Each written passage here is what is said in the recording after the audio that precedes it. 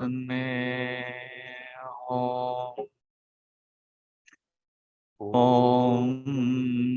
Mani Padme Hum. Morning and welcome to the Sunday service.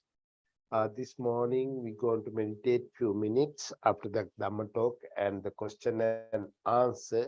Right now, Reverend Chandasara is going to lead the loving kindness meditation. Good morning to everybody. Now, shall we sit in a comfortable, upright posture? Prepare our body to cultivate our mind. First, let us begin with breathing, relaxation, meditation. We gently breathe in and out, just focusing on breathing as they occur naturally. Just breathe in and out naturally and be mindful that we are breathing in when we are breathing in and breathing out when we are breathing out. Just we mindfully and gently breathe in and out for a few minutes.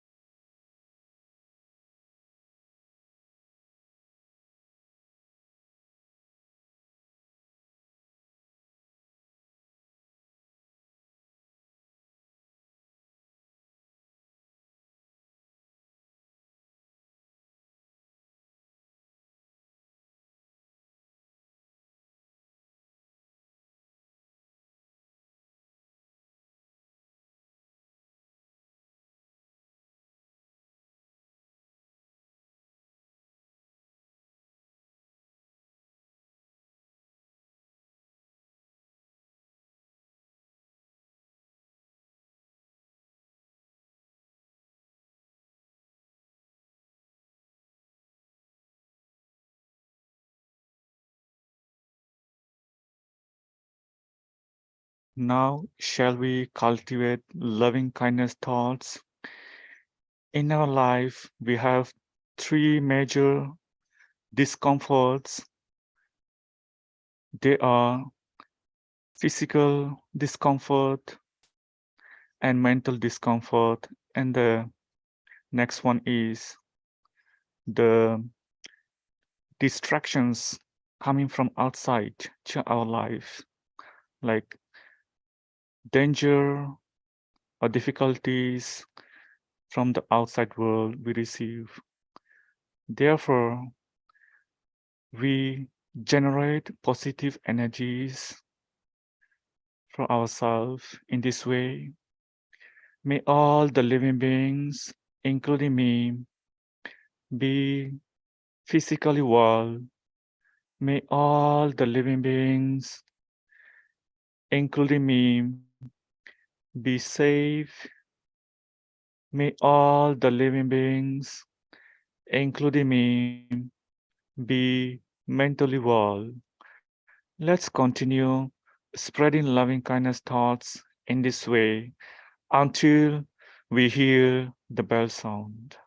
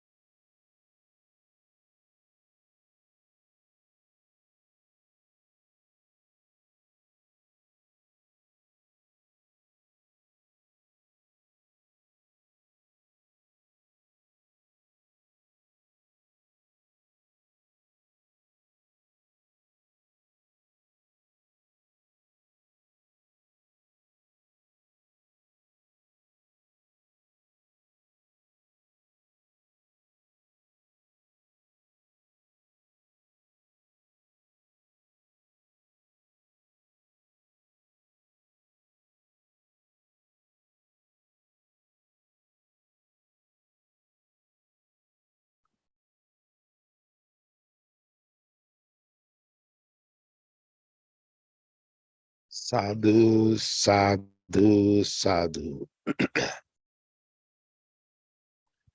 Right now, time for the Dhamma talk. Today, our speaker, Venerable Panyaloka, resident monks, who is studying at the University of West for his PhD. So, Panyaloka, you can start your talk right now.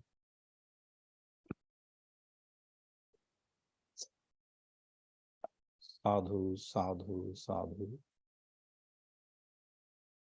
Good morning to everyone, and I'm happy to share my Dhamma knowledge with you today.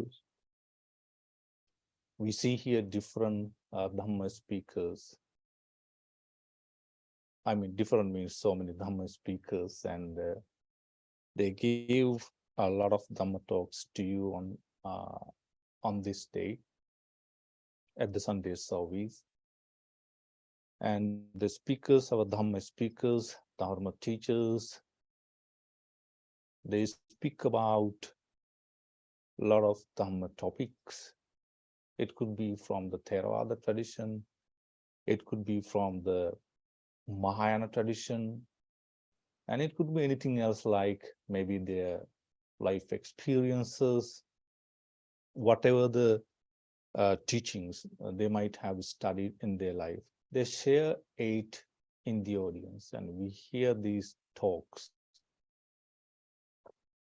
So when I was thinking about what I should talk today, um, I felt like so many ideas were coming to my mind, and I thought like um, so much the better if we can practice the teaching, Buddha's teaching, Dharma from somewhere. Dharma speakers, they talk about Abhidharma, sutras, deep concepts, philosophical teachings, and yeah, so many aspects in the teachings of the Buddha and in the Dharma. Can we practice all these teachings, all these concepts in our life? This is what I was thinking about over the past few weeks when I was asked to give this Dhamma talk. Bhante Shanti, he asked me last week to give this Dhamma talk. But before that also, in my day-to-day life, every life, I think when I'm practicing this teaching and while I'm living this life, I think like, where should I begin this journey? How can I practice this teaching? Can I and can we practice all these teachings in the Buddha's doctrine? My assumption is we should start somewhere. We should begin, I mean, we should start practicing this path from somewhere. So before I'm going to share my uh, Dharma talk with you today, I would like to begin my Dhamma talk with life experience, with a story I faced when I was in Sri Lanka. Um, I studied for my BA degree in 2000. Soon after I passed my advanced level examination in Sri Lanka, then I got selected to the university. And while I was reading for my BA degree, I happened to face this incident in Sri Lanka. To go to the university, I have to take the railway, and then I have to take the bus. Yes, and again from the university, I have to take the bus, and then I have to take the train to the temple. So I always use the public transport, not like here in Sri Lanka. Buddhist monks, they are not supposed to drive. Yes, not like in the US. They can always use the public transport. So I used the train and the bus. So one day, soon after I finished my classes, I was on my way back to the temple. and I came to the railway station, and it's in the heart of the Colombo, and that railway station is called Kalania. So I got down the bus, and then I came to the station. So I was waiting for the train. While I was waiting for the train, I saw that a guy, a middle-aged person, he was coming to the station with a huge basket on his head, and it was full of different cookies, toffees, maybe chocolates, and most probably in Sri Lanka, Sri Lankan people prefer to eat some kind of food made by them, like, we call it vade. It means it's made of flour and sometimes with shrimps. So it's a kind of, a bowl. It has different shapes, and of course, it has some shrimps and flour and salty and very tasty.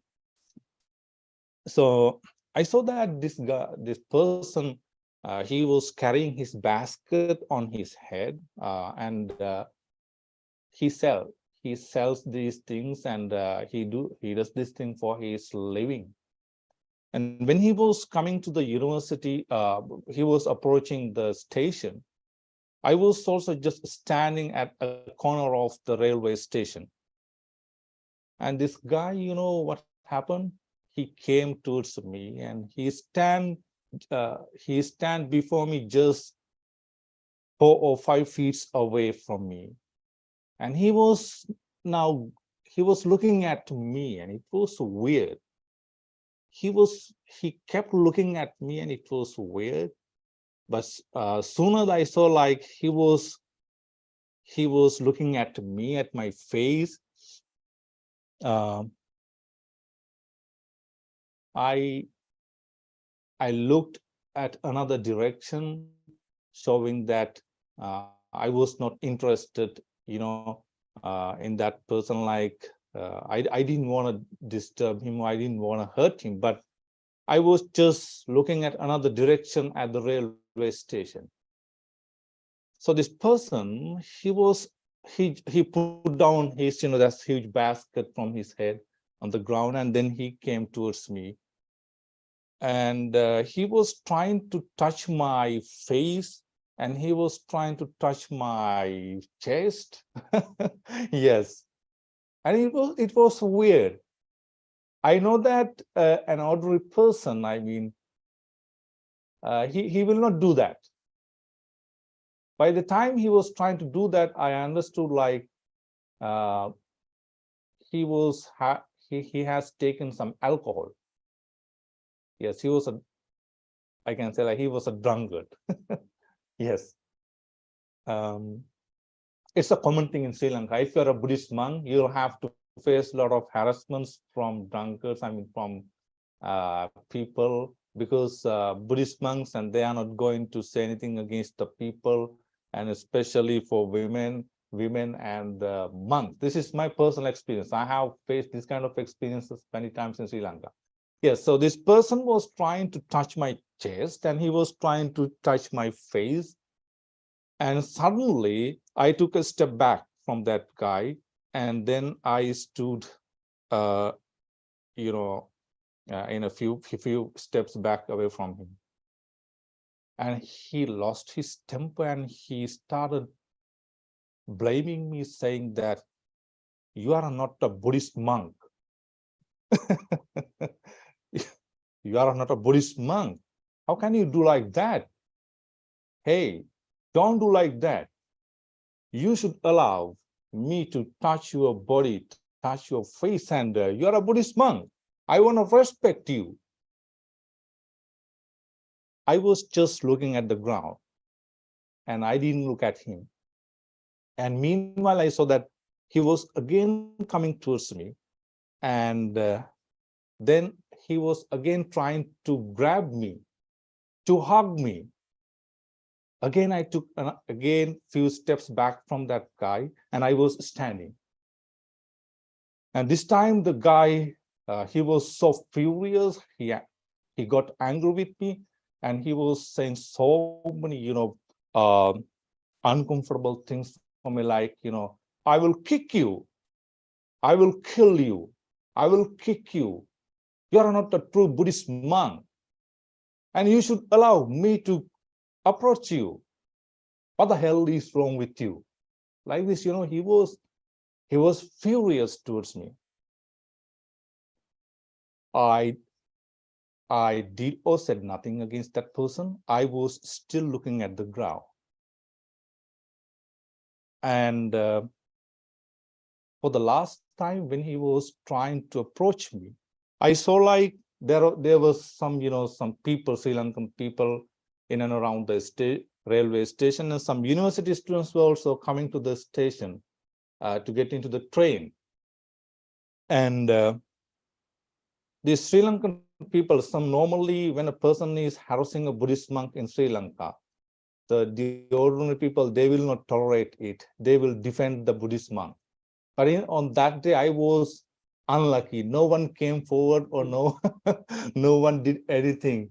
No one, yes. And fortunately, 2 or 3 university students, they were coming towards the railway station, and then they interfered by seeing that, and they said that they came and they said that, hey, you can't disturb this monk. Go away from this Buddhist monk, and you are not supposed to harass the monks. If you're going to do this, we will take care of you. Like this, they said it, and then the guy, he got scared, and he came behind me, and he was just staying behind me. And I didn't see, like, I didn't want to see what he was doing behind me. And that's it. And after a couple of minutes, when the train came, I got into the train, and when I was trying to take a seat, because in Sri Lanka, if you're a Buddhist monk, people, they will offer you a seat, and you don't have to wait for that. They will offer you a seat if you're a Buddhist monk or any religious leader.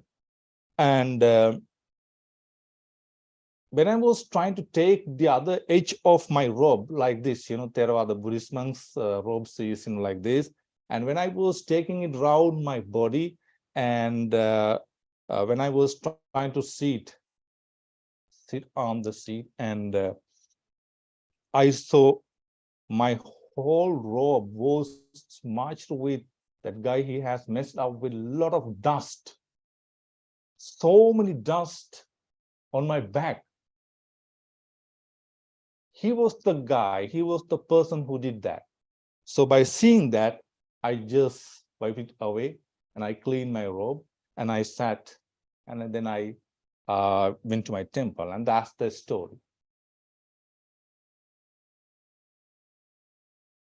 Even today, I feel like, and I have shared this story with some of my friends, and in my Dhamma sharings, Dhamma talks in Sri Lanka. And I feel like it's a kind of patience, isn't it? It's some sort of patience, because I practice some kind of patience there. I tolerated it because I didn't say anything against that person, and I didn't do anything against that person. I was just looking on the ground. But to be frank with you, I felt so embarrassed because of that incident. He was trying to touch my body. He was saying a lot of, uncomfortable things, like, just for instance, like, he said that, oh, you are on your way back to the temple after seeing your wife. Buddhist monks are not supposed to have, wives. But he said that. So when he was saying like that, the other Sri Lankan people, they heard it. So it was so uncomfortable for me, and I felt so embarrassed. Even though I felt so embarrassed, I practiced some kind of patience, and I didn't say anything against that person. My question is it a kind of super smart patience, tolerance? What kind of patience is that? Whatever it is, for me, it is a good thing. I practice some kind of patience. I feel happy. I didn't say anything against that person. and he was also safe. If I said something against that person, sometimes the people will lose their faith towards me, thinking that, you are a Buddhist monk and you are not supposed to say anything against that guy. I don't know what will happen. Anyway, my question is it a kind of super talented, super skilled patience? Let it be there. That's my story. And I'm going to link this story with one of the sutras in the Majjhima Nikaya, in the middle and discourses of the Buddha. This sutta number is 21st, the simile of the soul, SAW, Kakachupama Sutta. And in this Kakachupama Sutta, we see some characters. There is a monk and there are some nuns, and that's how the story goes forward. And then the Buddha gives some advice to that monk and to the monks, and finally he finished the sutta. So at the very beginning, we see like there is a monk by the name Molya Paguna. His name is, maybe his clan is Molya. His surname is descending from that, clan Molya, but his personal name may be Paguna. That's his name. And when we are going through this sutta, it seems like this monk was having a lot of time with the nuns, bhikkhunis. Yes, and the other monks, they saw this, and they thought that this is inappropriate. You do not practice meditation. You don't give Dhamma talk. You don't study the teaching. And yes, but you take a lot of time to spend. You spend your time with the bhikkhunis, with the nuns. And every time the other monks was saying like this monk, he got angry, and the nuns, they too got angry with the other monks. And finally, this incident, the other monks, they reported this incident to the Buddha. And Buddha summoned that monk, Molya Paguna, and he asked, monk, Molya Paguna, is that true? You are spending your time, you are spending a lot of time with the bhikkhunis, with the nuns. Then he said, yes, Bhante, I do. Then the Buddha said that, hey, you became a Buddhist monk with a lot of faith. And what are you doing? It's not appropriate. It's really, really inappropriate to spend a lot of time with the nuns. It's okay, but why you are spending that, that's already a lot of time. You should do something else. And then the Buddha said, at the same time, if someone is trying to show that you are spending a lot of time with the bhikkhunis, you become unhappy. Even the bhikkhunis, even the nuns, they become unhappy whenever they hear someone is speaking against you. This is not good. And Buddha said that like this. And finally, he went on giving a lot of advice to that monk, Paguna. But according to this sutta, it seems like, Paguna, this monk, he was not happy with the Buddha. And later on, in another sutta, in some other places in the Theravada teaching, it seems like this monk disrobed. Not because of that incident, but he was some kind of adamant and arrogant person, and even he was not heedful to the Buddha.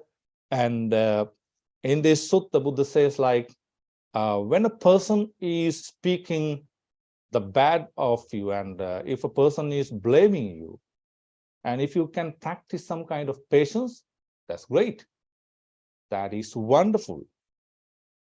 And Buddha went on to give, to explain a story, and he also uses a story in that sutta. And he said that there was a lady in India at that time, in another area in India, and her name was Vedehika. And that lady, she had a good reputation throughout the whole India, like in many parts of that village, maybe like she was a very peaceful person. She was very calm, like this, and she never lost her temper against the people. She never used bad words against the people. It's because in her house she was a rich lady, and there was a servant, and that girl, she organized everything, and she kept everything organized. And it's because of that girl's support, and maybe she had a good environment, that lady, that by the name Vedehika, and she never lost her temper, and she saw that she was a kind of, a super peaceful person. Yes, a calm person. One day, that servant girl, she wanted to test her lady, whether she is really patient, or whether she doesn't want to show it. Like, maybe she's having some dislike inside, but she tries to suppress it. So that servant girl, she wanted to test it, and finally, uh, she thought like this. And next day, I will not get up early in the morning. I will get up a little bit late. Like this, she did several times. And on the very first day, when she got up late, and that lady Vedehika by the name, that lady, she was not happy. The servant girl, she saw that, and again she wanted to test. She wanted to test more and more whether that lady was peaceful, calm. And on the next day, she got up even later, and that lady, she lost her temper. And on that day, she used some bad words, that servant girl. Hey, you are not supposed to do like this. You are the servant girl. How can you do like that? I pay money for you. Yes. And she used some bad words. But before that incident, she was so peaceful, so calm. And on the third occasion, I mean, the third day, that girl got up late, like maybe 9:30, 10:30, we don't know. And that lady, that rich lady, she really lost her temper. And finally, she hit her. She hit the servant girl, saying that you are doing something bad and you are not supposed to do like this to me. I'm your master. And on that day, this was just a simile, not an actual incident. Buddha used this story, and then the Buddha said that you would be peaceful, you would be calm until someone is not going to say anything against you. If a person begins speaking bad about you, if a person speaks bad words towards you, then you will lose your temper. That's not the real patience.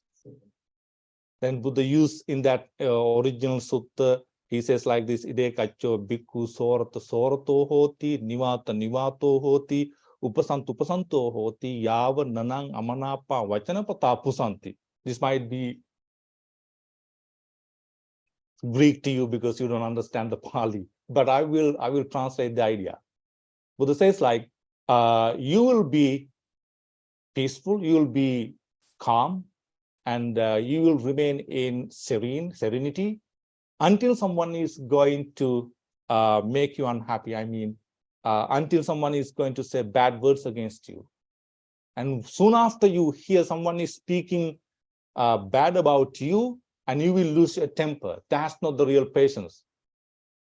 That's not the real patience. To practice the real patience, you should face the actual incident, the real incident. And when people are like that, sometimes people, they will speak about sometimes they will say productive things. People are not always how I can say soft. People are not always gentle. They will say sometimes harmful words. They will say sometimes unproductive words, and so many things like this. So my question is today, with my personal experience, on that day at the railway station, I practiced some kind of patience. But according to this sutta, towards the latter part of the sutta, Buddha says like, by likening a person's patience to a the SAW, SAW. And he used that simile of the saw, and he says that even if a person is trying to damage your body by using a sword, very sharp saw, and if you lose your temper, then Buddha says that you are not following my teaching. You are not trying to practice my teaching because you lost your temper. You got angry with that person. Even if a person is trying to damage you, and you should practice some kind of patience. And if you can practice some kind of patience, and Buddha says that that's great, then you are following my teaching. This is debatable. My experience, my understanding, and my knowledge is whoever the person reported this incident in the sutta, and he has used that words just like the way Buddha was saying. And even if a person is trying to damage you, and if you try to remain peaceful, can it happen? I don't know. Would it be possible? Because we are ordinary people. We are not fully awakened people, perfect people. We are ordinary people. And there Buddha uses some words like, when a person is trying to damage you, and nacheva chittang viparnitam bhavisati, I will not disturbed by these actions, and my thoughts will remain peaceful. That's how Buddha says to practice the patience. And nacha papikam vachang nicharesami, I will not use any bad words towards that person, even if he is trying to damage me, even if the person is trying to harm me. I will not use any bad against that person. And hitanukampicha viharisami metta chitta na dosantara. I'll try my best to practice compassion towards that person who seems to be an adversary, and who is trying to harm me, who is trying to damage me. I'll try my best to practice compassion, kindness towards that person.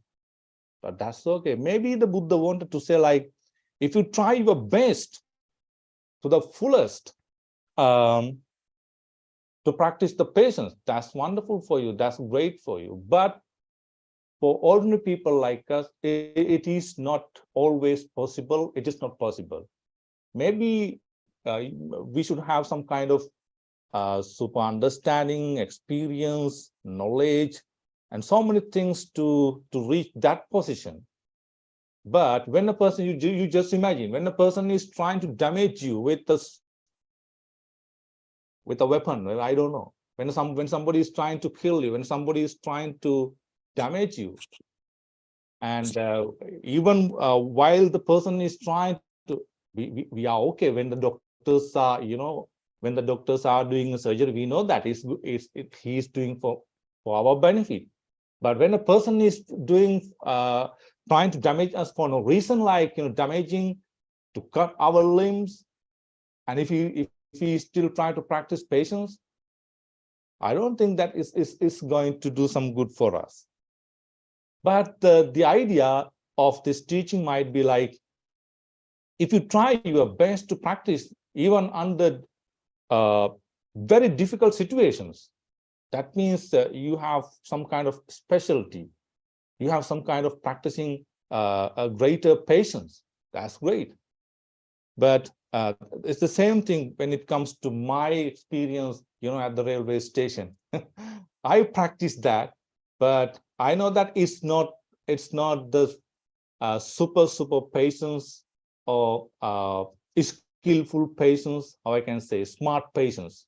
No, it's not like that, because I thought that I was a Buddhist monk, and a Buddhist monk is not supposed to say anything against the people. But that is not always true. People can misuse you. So in this Dhamma talk, I wanted to say, like, is it okay? Is it okay to allow others to misuse us? Is it okay to others to misuse our patience? Should we allow other people to harm us? Should we allow other people to misuse our energy, our wisdom, our knowledge? Right? No, it's not the thing. Buddha did not want to say like that. You can practice your patience, but it depends with the, on the circumstance, on the context. It's contextual. Take, for instance, the Buddha. And Buddha says like this, he's the master, right? And there's a sutta in the Digha Nikaya, and that sutta is called Ambatta. And in that sutta, Ambatta was a young person, and he was knowledgeable. He was an educated person. He was just like a scholar. And his teacher was a Brahmin called Pokkarasati. Both these guys they are Brahmins. And his teacher was Pokkarasati. And one day, Pokkarasati asked, that Brahmin asked his pupil, his student Ambatta, to visit the Buddha. Because at the time he was wandering, the Buddha was wandering just close to his village. And then the Pokkarasati, the Brahmin Pokkarasati asked Ambatta to visit the Buddha and test whether he has good qualities, whether the Buddha is having good qualities. And the Ambatta, and he went to see the Buddha, and he was disrespectful towards the Buddha. Buddha did not tolerate it. Buddha did not take his behavior. And he asked the first question like, hey, have you ever taken any lessons? Have you taken any training, good training from a teacher? Why you are so disrespectful towards me? And like this, and finally, first that young guy, Ambatta, he lost his temper. He got angry with the Buddha. But towards the end of the sutta, he understood like, his behavior was not good, and he was disrespectful. And finally, he obeyed to the Buddha. Yes, and there like this. There are so many sutras, so many stories in the teachings of the Buddha. Buddha himself, he never tolerated, when somebody is trying to misuse his patience. But it depends. Sometimes he tolerated, thinking about the situation, thinking about the person's benefit. But if the person is so arrogant, and if the person is not ready to listen to him, sometimes Buddha did not take that. He did not allow the person to misuse his patience, his kindness, or his compassion. So that's my story. I think time is passing, and I'm also feeling hungry. I should stop Dhamma Talk right now. Yes, and this is enough. I think yes. Though I wanted to share with you a lot of things, that's what I wanted to say. If I'm not going to defend myself, who else is going to defend me?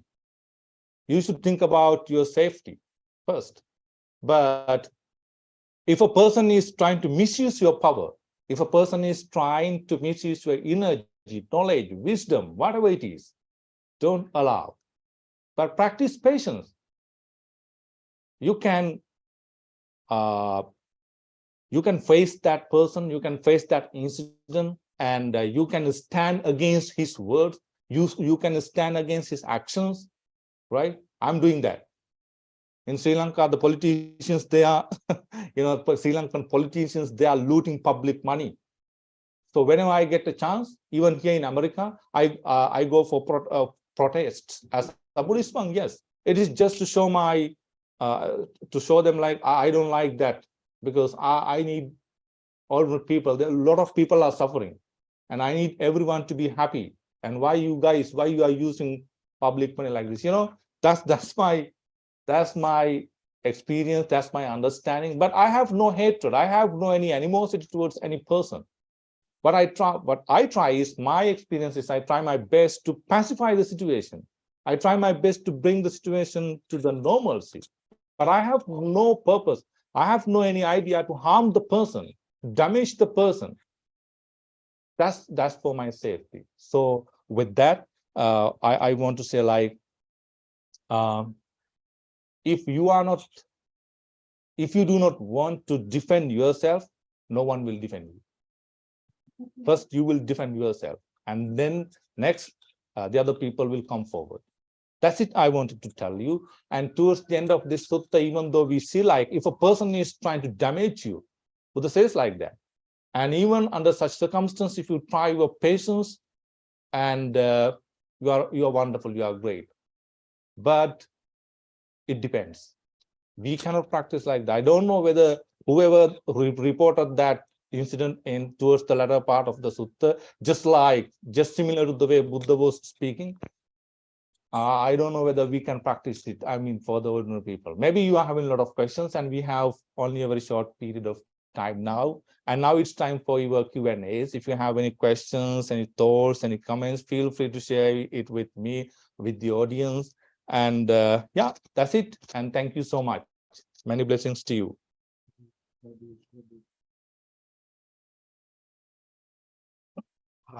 Thank you, Panjaloka. If you have any question, any comment, you can share with us. Or you want to be patient, it's okay. Yes.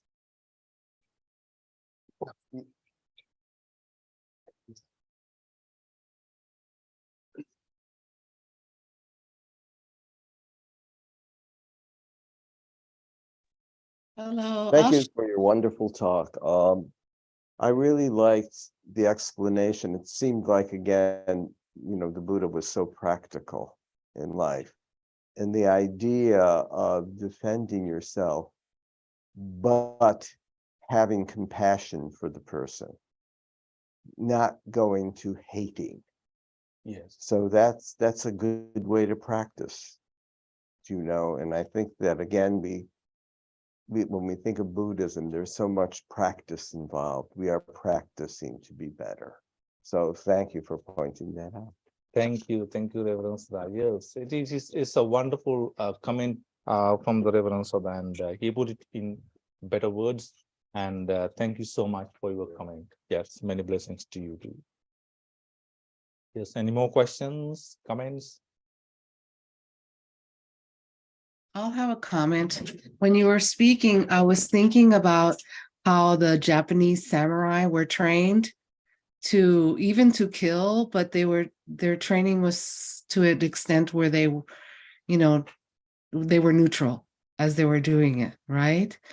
So that is that's my comment. That's what I was thinking about.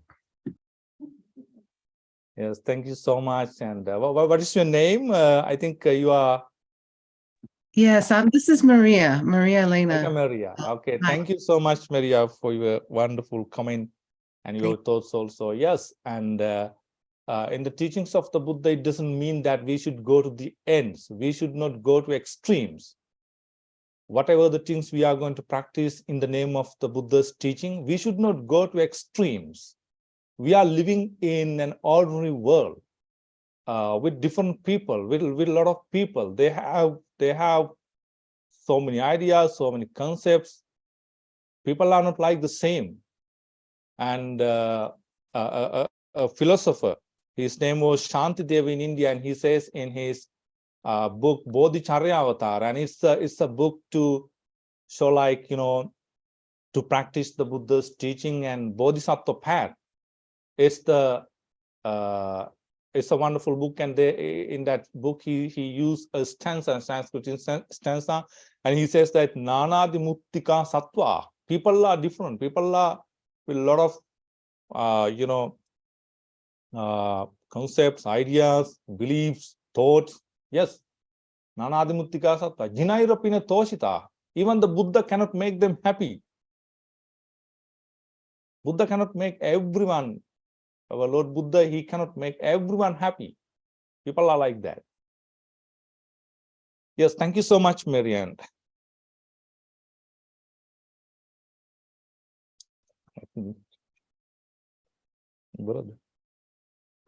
Okay, thank you. It looks like no more question. So we will turn the page 4 and page 10. By the way, thank you, Panjaloka. It's a nice talk. And we turn the page 4 and page 10. Namo tasse bhagavato arahato samma sambuddhassa. Namo tassa bhagavato arahato samma sambuddhassa.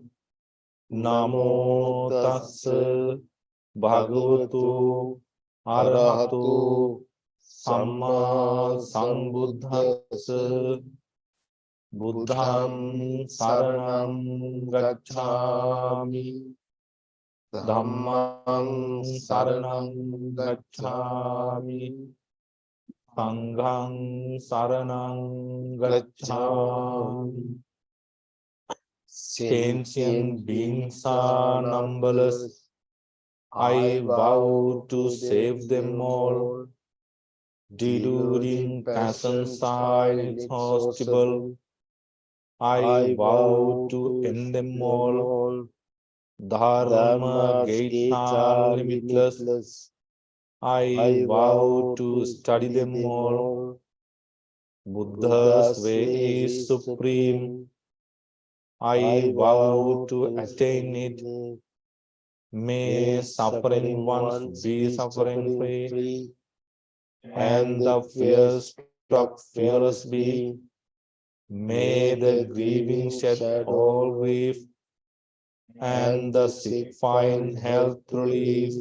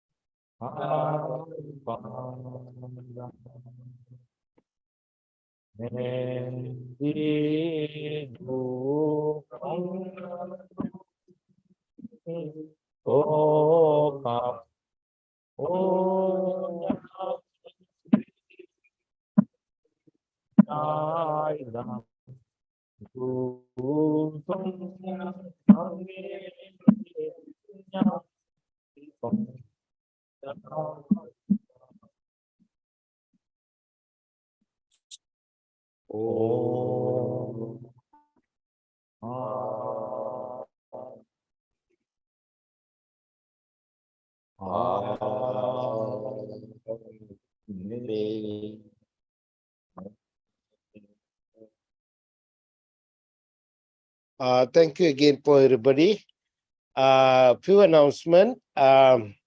Next Sunday, the April 30, Reverend Chandasara is going to give a Dhamma talk.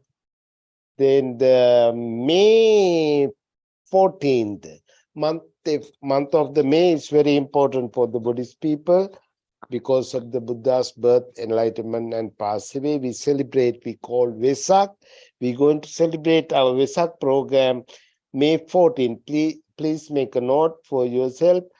May 14, please come to the temple. We have a Sanghadana and lunch for everybody. We have good food, Thai, Sri Lankan, Indian, Mexican, all kind of food coming this time. So make sure to come around the May 14th. We're going to celebrate the Buddha's birthday, or we call Vesak Day. Our time is 11 o'clock. Same time, 11 o'clock, please come to the temple, 11 o'clock. May 14, which is Sunday, please try to come, and I hope most of our members will come that day. That's it right now. Thanks again for everybody. Hope to see you next Sunday also. And by the power of the Buddha, Dhamma, and Sangha, you all be well and happy. Sadhu, sadhu, sadhu.